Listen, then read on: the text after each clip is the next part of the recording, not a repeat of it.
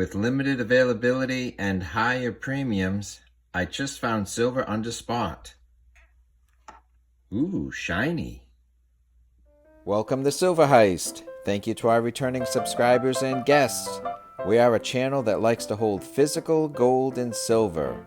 To support my creation, please subscribe. I was just able to buy some silver under spot. I have 10 coins in here. So I have 10 ounces of silver that I will show you shortly. Let's take a look at the spot price.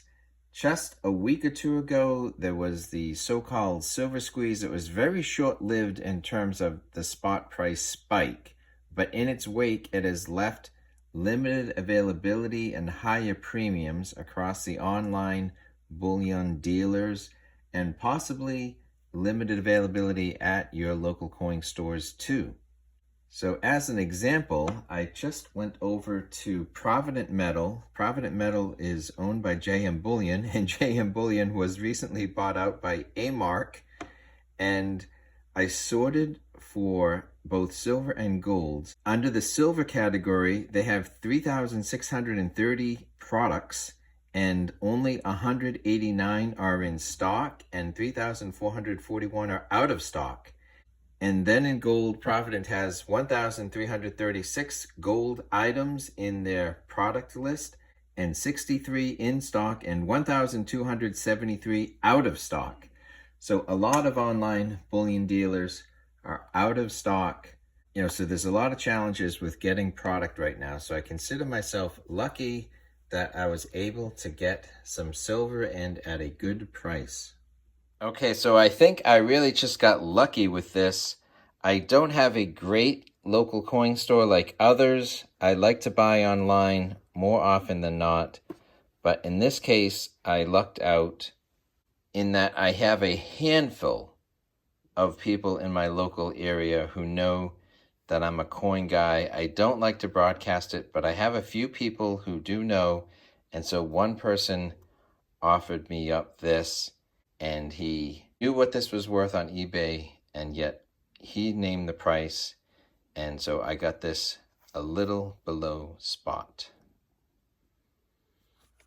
So let me show you what I have. I have an Olympic set.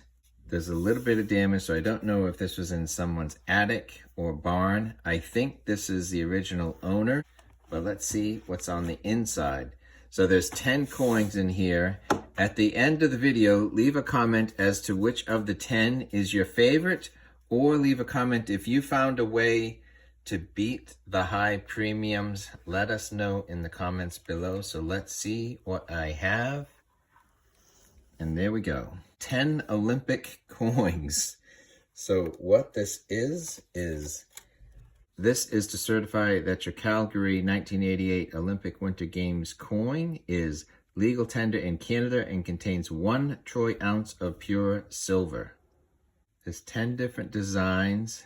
There's actually different years, but this one shows 1986. It's 92.5% fine. So this is sterling silver. These coins predated the 1988 first issue of the Canadian Maple Leaf Bullion coin, and the different sporting events on the other, and it appears that there's different artists have created different designs. So it's bilingual, and as I see, there's a couple of coins per package, and I only have 3, so I only have 6 out of 10 coins represented, and they gave me an official Royal Canadian Mint magnifying glass. Wow. And a super spy window. So that is pretty cool. See if we put that to use. All right, so we're going to look at each of the coins. And like I said, let me know which one is your favorite. I don't know if this came out as a subscription, but there's 3 different years represented. This is 1985. And then I'm looking down at the thing. There's 86. So I'm looking at 1985, 86, 87, and then the games were in 88. The proof finish. It's a proof finish and a frosted cameo effect. Our first one right out of the blocks is speed skating. This one is very dynamic, and that is a great design. Holy smokes. So great design, very athletic. So we have speed skating. And so the Olympics were in Calgary. And if we take a look, the Summer Montreal Olympics were held in 76, but the 1988 Olympics were in Calgary, right along the Rocky Mountains. Next up, also 1985, and it is the downhill skier.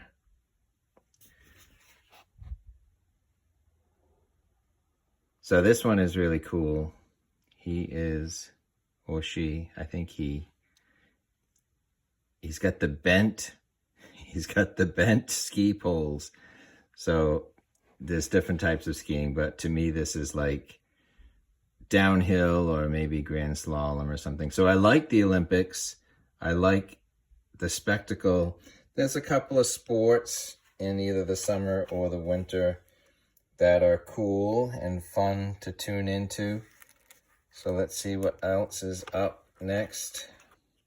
So what's odd, or odd to me, is that this is 1986. So we had 2 from 85, and we have 4 from 86 and 4 from 87. So this is the biathlon. This is the biathlon. And it is cross-country skiing along with shooting. So this is like, I'm not sure if I'm getting the country right, whether it's Norway or Finland, but this seems to be a specialty of them. Cross-country skiing and then getting your heart rate down so that you can focus and aim your rifle is quite a sport. So you have to cover ground quickly and then get your heart rate normalized so that you can aim straight. So biathlon. So also 86. Okay, straight up cross-country skiing. 86. All right, this one is wild. I'm not sure when this became an Olympic sport,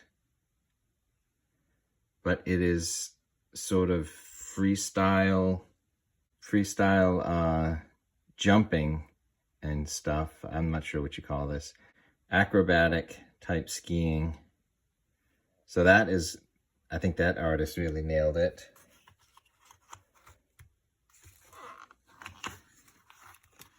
Oops. Let's leave the sports upside down.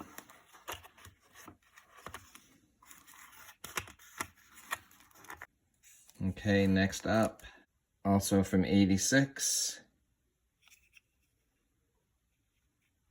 hockey. Okay, so this is Canada's sport. I don't know how they did in these games. 1980 was the big year for the US to beat Russia and others to get the gold medal. This would have been one of Canada's better chances for a medal, would be in the hockey. So then it jumps to 1987.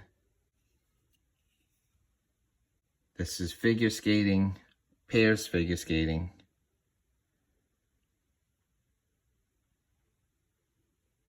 Another 87. Oh, and what I haven't shown you is this edge lettering. So it's smooth lettering. Let's zoom in on this. The 15th Olympic Winter Games. And then the 15th XVES. And then in French,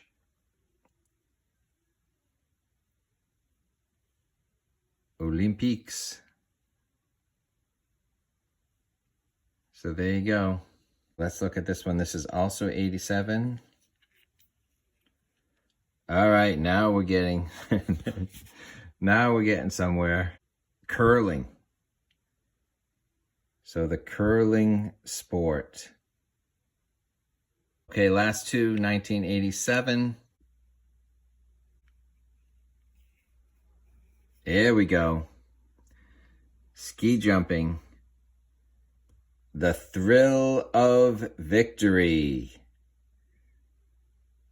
Now, what's funny about the 1988 Olympics, when I knew I was getting this set, I looked it up to see what happened in the 88 Olympics, and there was an English ski jumper by the name of Eddie, and he was called Eddie the Eagle, and he was a late bloomer and a plasterer who took up ski jumping late in life compared to Norwegians who are jumping when they're 6 years old.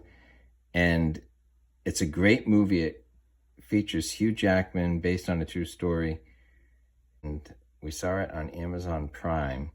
So if you want to see a true amateur, but a person who never gave up, check out the movie Eddie the Eagle. So while people thought he was a joke, he was living his dream to be an Olympic athlete. And then also in the 1988 games, this is 87, bobsled, and the Jamaican bobsled team was also featured in 1988. And so that was turned into a joke by Disney. They were serious sprinters, serious athletes. 1988 Olympics featured two Cinderella stories, Eddie the Eagle and the Jamaican bobsled team. So with premiums super high, availability fairly low, I just decided this was too good of a deal to pass up. I know it's a really highly collectible type coin, but I got this for below spot, and I know it's sterling silver, but this is so old, it actually predated the Maple Leaf Bullion coins of Canada. They hadn't really locked into their pure silver bullion yet. So this is sterling silver. It's held up really well. The box is a little damaged, but the coins have held up super well. With the availability of silver and gold from coming out of the US Mint somewhat in question due to them transitioning to the new design, there could be a hiccup in production, and just when we want our silver and gold, the supplies are a little bit constricted. So getting precious metals anywhere that you can and at a good price was just too good to not take up. So in the comments below, let us know which of these 10 is your favorite, or how you are beating the high premiums for silver and gold. And from personal experience, I can say getting silver under spot these days is the thrill of victory.